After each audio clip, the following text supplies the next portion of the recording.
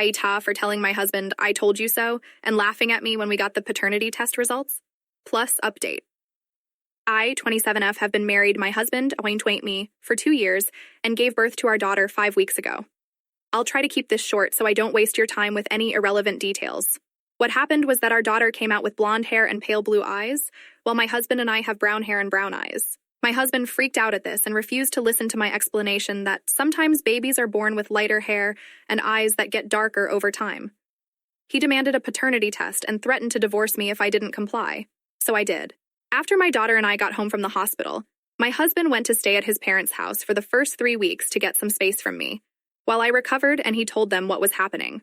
My MIL called and informed me that if the paternity test revealed that the child wasn't his, she would do anything within her power to make sure that I was taken to the cleaners during the divorce. I had my sister to lean on and help me take care of the baby during this. We got the results back yesterday, and my husband came home to view them with me. I was on the couch in the living room, so he sat next to me and we started to read the results. They showed that he was the father, and my husband had this shocked, kind of mortified look on his face with his eyes wide as he stared at it. I couldn't help but say, "I told you so," and started laughing at the way he looked. My husband snapped out of his shock and got mad at me for laughing at him. We argued for a bit, which was mainly him yelling at me, before my sister came downstairs and my husband shut up. After that, my husband went back to his parents' house to clear his head, and 2-3 hours later, my Emil called to scold me about laughing in my husband's face, because apparently it was kicking him while he was down. She's also left a couple nasty texts, essentially saying the same thing this morning. I don't think I'm an AH, but I'd like outsider perspective on this. Edit. I didn't realize I put me instead of him. Sorry, I have a headache. Edit. Since someone asked in the comments but I can't find it anymore, I have zero history of cheating. Update.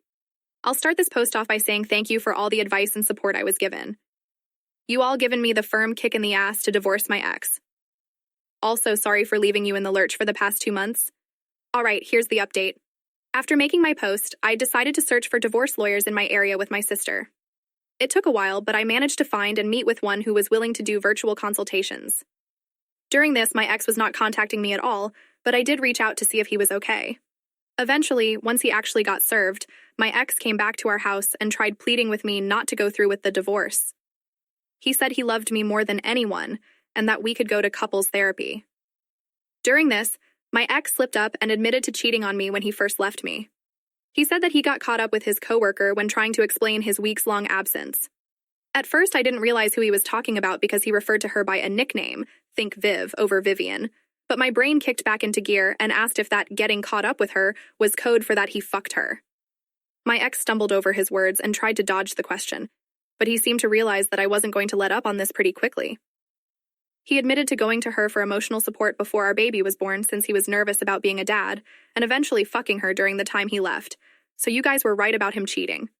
I had heard enough at that point, and told my ex point blank we were going to divorce, no ifs, ands, or buts about it, and that I wanted 50-50 custody.